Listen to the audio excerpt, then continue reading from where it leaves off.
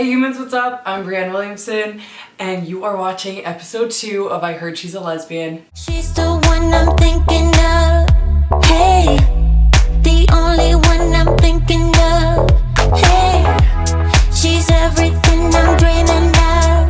Hey, the one that I can live without.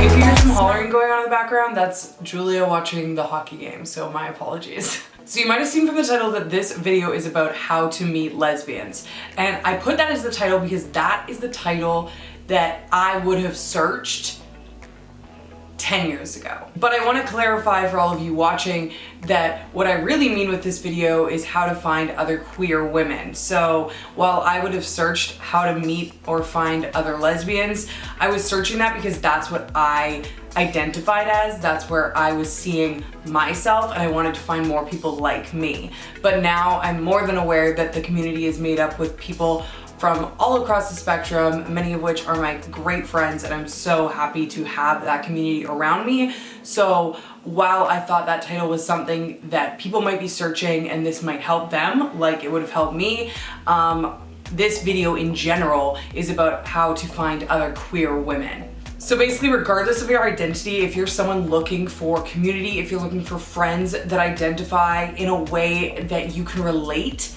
this video is for you. Now I'm gonna kick this off with a little story time because this story just needs to be told. This is an embarrassing story and I really don't want to tell it, but I think it's important to tell because I think it shows how important LGBTQ plus community is, why it means so much to people, and why people want to find it so badly. I think a lot of people that have never struggled with their sexuality or identity don't understand why gay bars are so important, why a sense of community is so important, and why that makes a difference to LGBTQ plus people.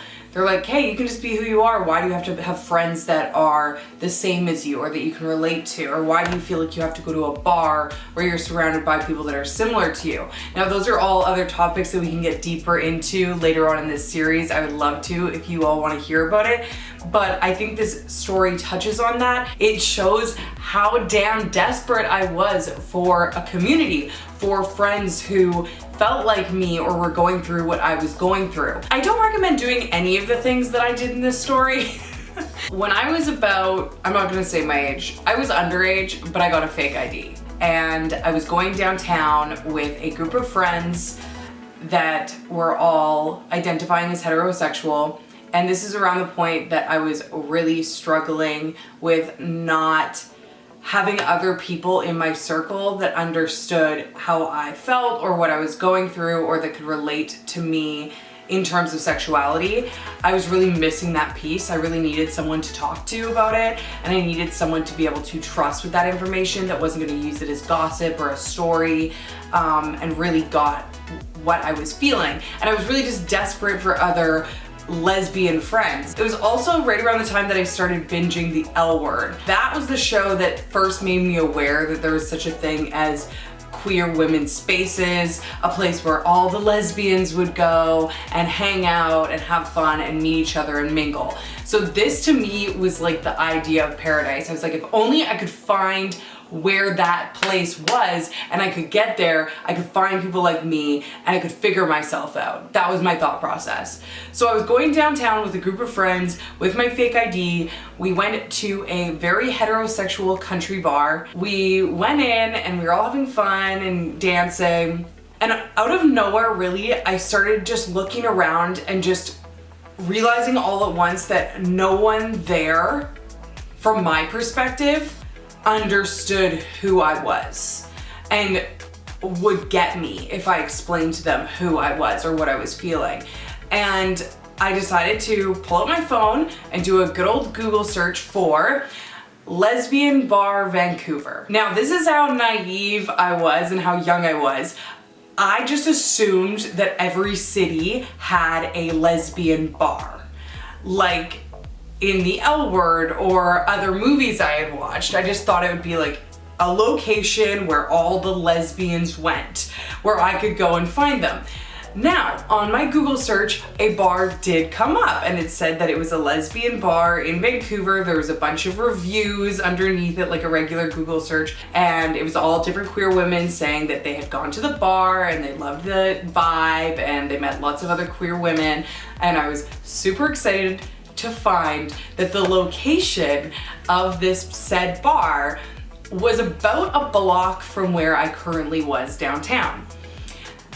So, I decide to tell the group of friends that I'm with that I am going to go to the washroom. And instead of walking to the washroom, I just walk out the front door of the club and I proceed to walk by myself downtown underage to this bar. Or what I thought was gonna be this bar. So sure enough, I walk about a block and a half and I'm looking all around and I can't find it anywhere. And then my mind goes to, oh, it must be like some secret door somewhere, like I'm missing something. I don't have the lesbian code. Where is the lesbian like access portal? I'm looking around, I can't find that, and I'm getting pretty bummed out because I really thought this was gonna be like my moment. I look up the bar again to make sure I have the right address, and I notice that beside the name of the bar, it says now permanently closed. So sure enough, the bar that I had looked up had previously closed years before and no longer existed. So I was obviously super, super bummed, and I went back to the bar I was out with my friends and went in, and they went on thinking nothing had happened. They had no idea I left. I never told anyone that. In fact, I think this is the first time I'm telling anyone that story. But I thought it was important to tell, even though it's kind of embarrassing and there's some things that I don't recommend, like being underage and walking alone downtown at night by yourself. But it shows the desperation that was within me to find other people who understood me. And that is why I wanted to make this video. So today we're not just talking about how to find someone that you want to date, but how to find a group or a community or even just a single friend that you can relate to, that you can talk to, that you can trust in the LGBTQ+ community, and specifically in this video, finding other queer women. Now that you heard my story, you know that obviously I was desperate. And for me, that was because finding other queer women was not something that happened naturally. There weren't people in my core group of friends that came out as being queer. I've talked on this channel before about how I'm not athletic at all, so maybe that's where I missed the mark on meeting other queer women. I know that's a huge stereotype, but believe it or not, I have so many queer women friends now that met each other through sports growing up, and that's something that I just was not involved with. I danced my whole life. Yeah, I just naturally did not meet any queer women until I started meeting them from basically trying to find other friends. I was desperate. I was walking down the street alone downtown, like, where are the lesbians? My first suggestion would be to do a good old Google search.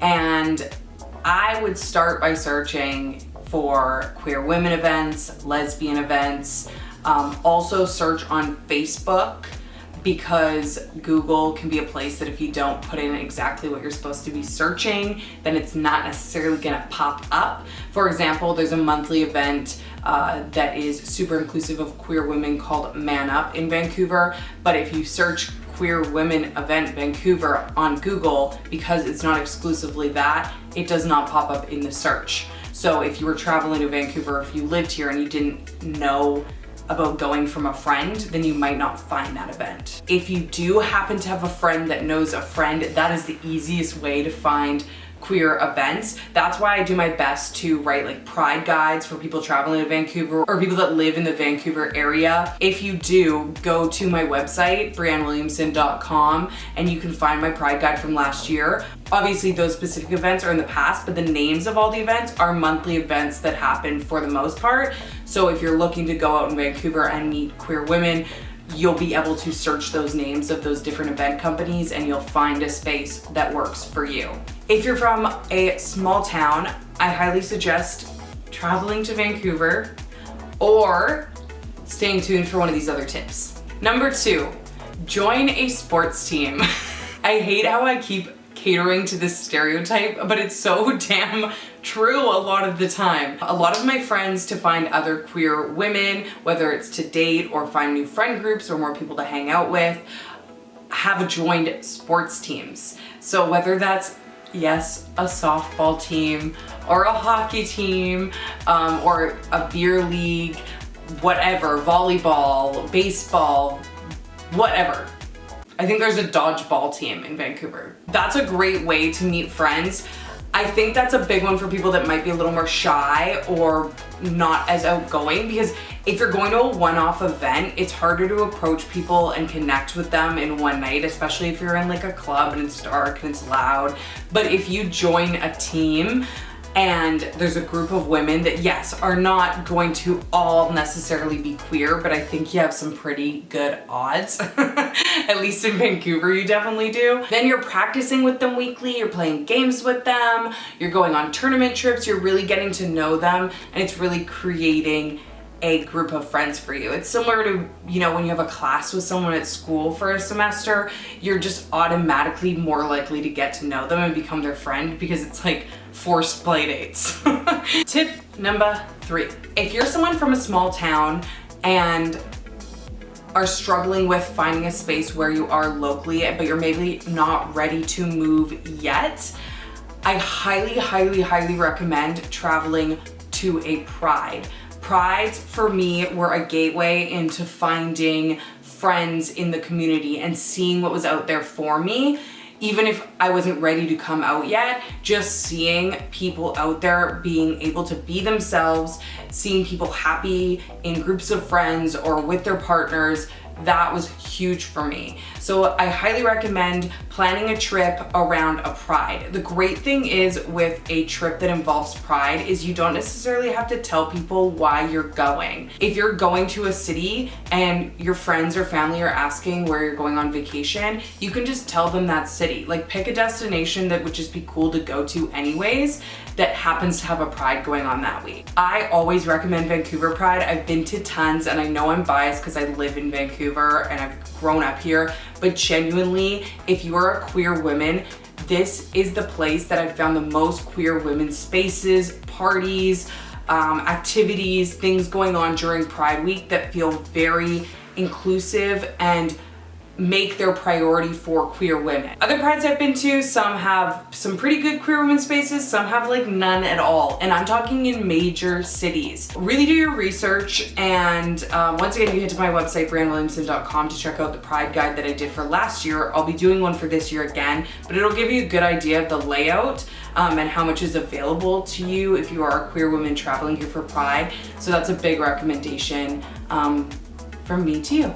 Now, this is one that is going to be a little more tricky if you're not out, because it requires you to go into a space and probably come out to at least some people in that space, and I understand that that can be risky to do, but I would highly recommend volunteering at an LGBTQ+ organization. This is a great way to meet people. Obviously, within the space, it is hopefully going to be a safe space for you to be who you are and meet people.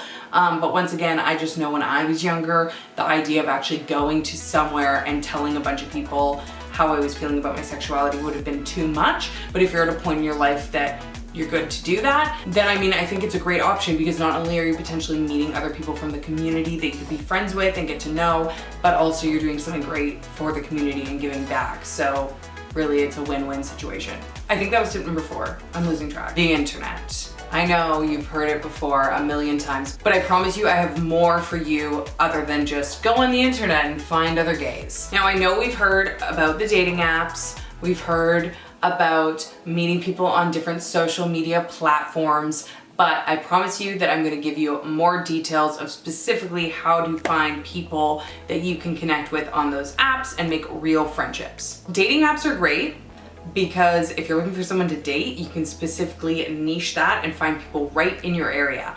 The problem with dating apps is if you aren't out, then you are willingly putting your photo on an app that someone else could look at and potentially see your profile and then out you to other people. Also, they're usually geographically connected, meaning you are going to be connecting with people in your area. So you are actively saying to people that live in your area that you are looking for other women. You're risking that those people in your geographical area are basically going to keep your secret for you and not out you, which I wish I could say that that will work, but from experience, I'm not sure if it will. So I would tread lightly with that if you are not ready to be out. More specifically though, I think that a new way to find women that does not risk outing yourself, and also is, I don't know, it's less like dating app-ish. I don't know how else to say that. I know a lot of people are not just looking for someone to date, and they're not looking for people necessarily in their geographical area.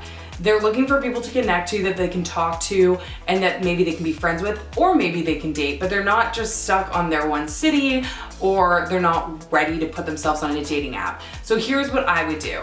I would go on Instagram and I would make a private account. That's if you're not out. If you are out, then just use the account that you already have. Then I would search the following hashtags. These are hashtags that are going to avoid all the porny stuff that you see pop up when you search things like hashtag lesbian and hashtag lesbian video and hashtag lesbian girls, all those things on Instagram.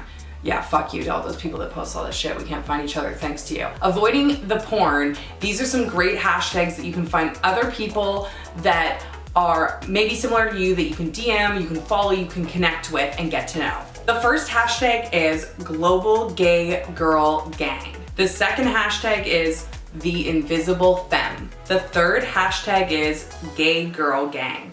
I also have two of my favorite Instagram accounts for you to follow and find people. These are both Instagram accounts where people send in photos to be posted on the Instagram page. It usually says a bit about them in the caption of the photo, and if it doesn't, it will at least say they're at. So if it's someone that you're attracted to, or maybe they look like they're someone that you would connect with or be friends with, your type of person, you can click on their page, you can find out more about them, and then you could DM them if you want to chat with them. Basically, why I like these pages is they're obviously people that are willingly putting themselves out there because they're sending their photos into these pages, and they're clearly looking to connect in some sort of way as well. The first of these pages is tomboy_lifestyle_. The second page is tomgirlfemme, and they post almost daily of different people in different areas of the world. So if you're not looking for someone in a very specific geographical location and you're just looking for someone to connect with, I think that's a great way to go. So check out those hashtags, check out those pages, but as always, a quick reminder to always be safe. Don't send things over the internet that you do not want the entire internet to see. I will say that one more time. Do not send things over the internet that you don't want the entire internet to see. Also, never go meet up with someone alone that you've just met off of the internet. It can be super risky, and I highly do not recommend doing that. I really hope that some of those tips can help some of you find a community or different people to connect and relate to. I know it can be really tough, and I know firsthand how alone you can feel. I felt like that. I felt like I had no one who would get me in my circle. I had great friends, I had great family, I had great people around me, but because I didn't have any queer women in my life that I could turn to and I could relate to, and I could see that they were doing okay as well, that lack of representation in my life, it was really, really hard. I felt so alone. So I think that it's something that's important. I think it's something that's needed. And I get why it's hard. I get why we're all desperate for it. So I hope that this video helps you in some way. I want to finish this off with one last tip, and that is that we here on the B team are all a community within ourselves. No matter what you identify as, we obviously have something that we all relate to. We all can connect in a certain way. And that's through this family that we've made here with all of you amazing humans, which, by the way, just hit 24K, and that is crazy. We are growing so fast. Just a couple weeks ago, we were at 22K, so it's growing and it's amazing. We just decided together as the B team over on the community tab, which if you haven't checked out the community tab, I post tons of polls there to find out about things going on with the B team and ideas for new videos.